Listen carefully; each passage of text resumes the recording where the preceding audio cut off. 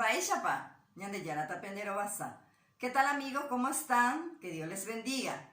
Continuando con nuestras clases, complemento circunstancial, hoy tenemos la segunda clasificación, complemento circunstancial de lugar.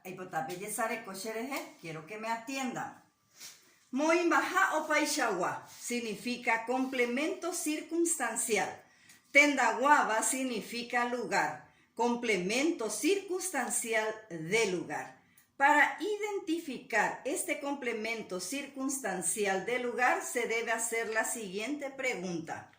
Mo, mamupa, que significa ¿dónde? Tenemos la primera oración.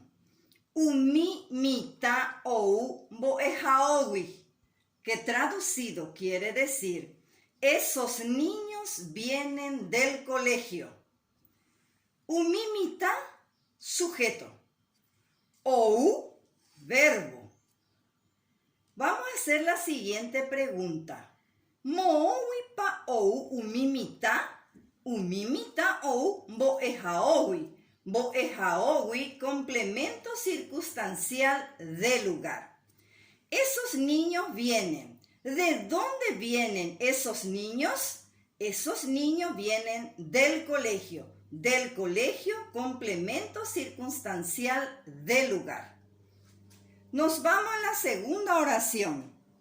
Sheyarui ojota tupaome, que traducido quiere decir mi abuela irá a la iglesia. Sheyarui, sujeto. Ojota, verbo. Moopa ojota sheyarui. Sheyarui ojota tupaome. Tupaome, complemento circunstancial de lugar. Mi abuela irá a la iglesia. ¿Dónde irá mi abuela? Mi abuela irá a la iglesia. A la iglesia, complemento circunstancial de lugar. Tenemos la tercera oración. Kame ogueru pakoba hogawi, que traducido quiere decir Carmen trae banana de su casa. Kame, sujeto. Ogueru, verbo.